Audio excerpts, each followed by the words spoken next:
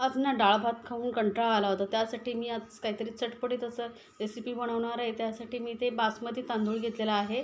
बासमती किंवा तुमच्याकडे जो रेग्युलर तांदूळ असतो तो घेऊ शकता। इथे ना राईस घेताना लक्षात ठेवायचं आहे असं पिवळासर घेतला पाहिजे, म्हणजे तो काय होतो जुना तांदूळ असतो। जेव्हा आपण याची रेसिपी किंवा राईस बनवतो ना तो एकदम मोकळा मोकळा होता। इथे मेजरिंग कप प्रमाणे मी इथे घेतलेला आहे 1.5 कप बासमती तांदूळ। आता हे स्वच्छ 2-3 वेळा धुवून घेऊया।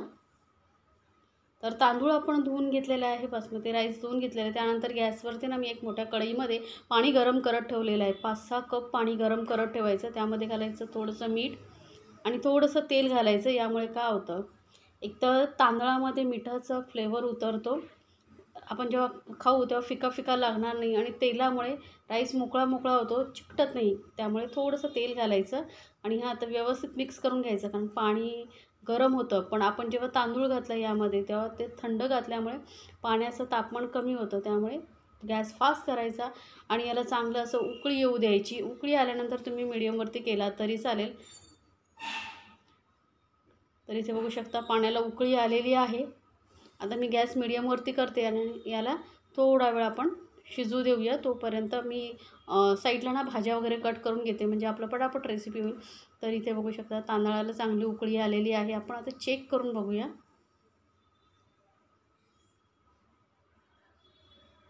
तर थोडंसं तांदूळ मी घेते आणि चेक करून बघते। पटकन तुटला जातो आहे बघा, म्हणजे आपला तांदूळ जो आहे राईस चांगला शिजला गेलेला आहे।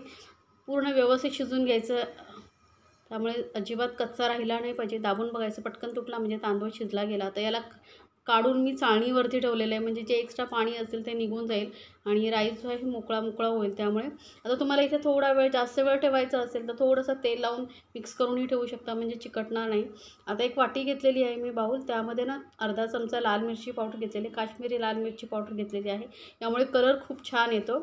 अर्धा चमचा काळी मिरी पावडर घेतलेली आहे। काळी मिरी पावडर नसेल तर नाही घातलं तरी चालेल, पण छान टेस्ट येते। 2 चमचे विनेगर घातलेले आहे, चिली विनेगर माझ्याकडे होतं ते मी इथे 2 चमचे चिली विनेगर घालते।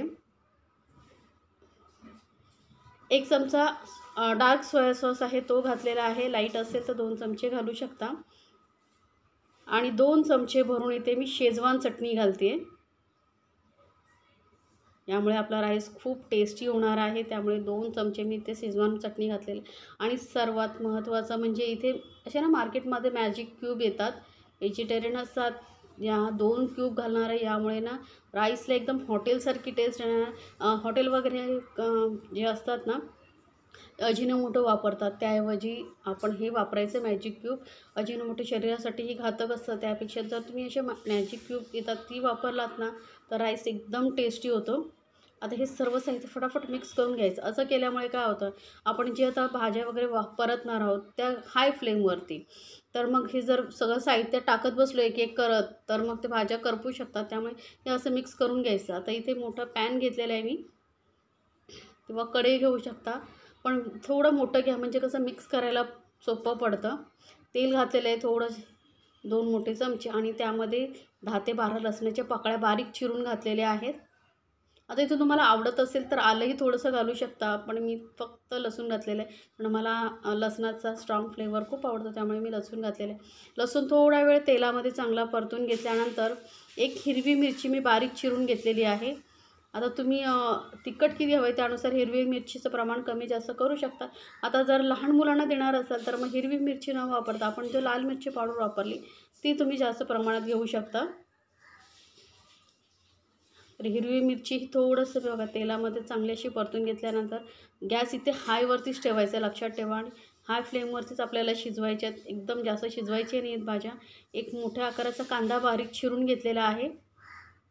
आता इथे ना तुमच्याकडे ज्या भाज्या असेल त्या तुम्ही घालू शकता, स्पेशली अशा एक नाही की हीच भाजी घातली पाहिजे। तुमच्याकडे जे असेल कांदा, कोबी, गाजर, तुम्हाला जे आवडतात आणि घरामध्ये उपलब्ध असेल त्यापासून तुम्ही ही रेसिपी बनवू शकता।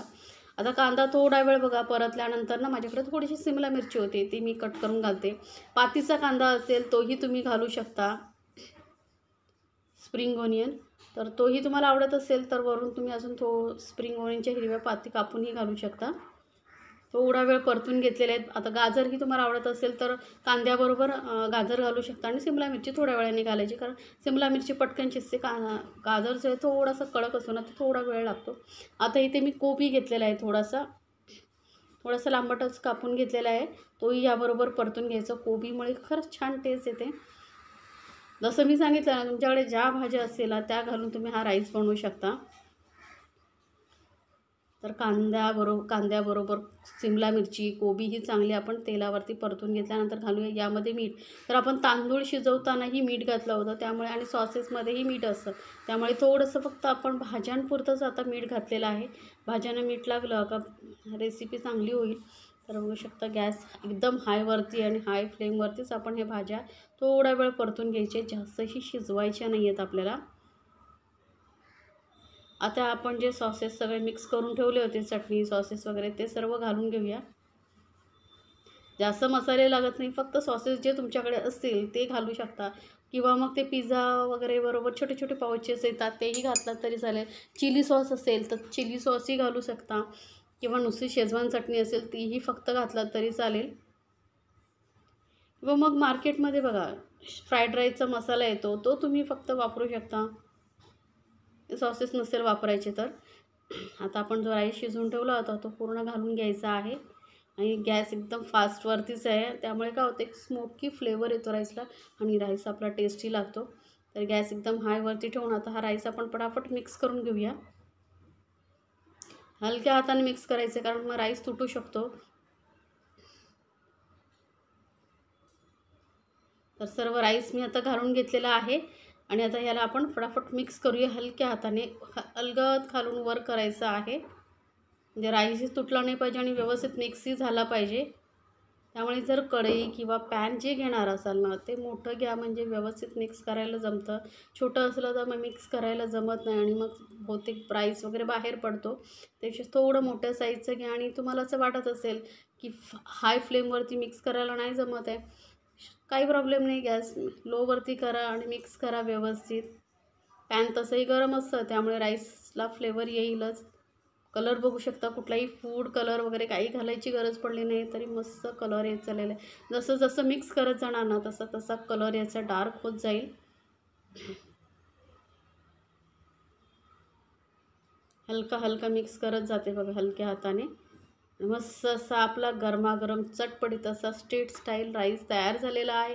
तर एकदा नक्की बनवा आणि मला कमेंट्समध्ये जरूर सांगा. आणि बघू शकता किती मोकळा मोकळा झालेला आहे, अजिबात चिकट झालेला नाही आहे. तरी एकदा नक्की या पद्धतीने बनवून बघा, आणि मला कमेंट्समध्ये जरूर सांगा तुम्हाला ही रेसिपी कशी वाटली. आणि अशा छान छान रेसिपीसाठी आपल्या चॅनलला सबस्क्राईब करायला विसरू नका. सोबतच बेल आयकॉनवरती नक्की क्लिक करा, म्हणजे माझ्या नवीन रेसिपीची नोटिफिकेशन लगेचच तुमच्यापर्यंत पोहोचेल. बनवा आणि आपल्या फॅमिलीसोबत एन्जॉय करा गरमागरम असा चटपटीत स्ट्रीट स्टाईल फ्राईड राईस.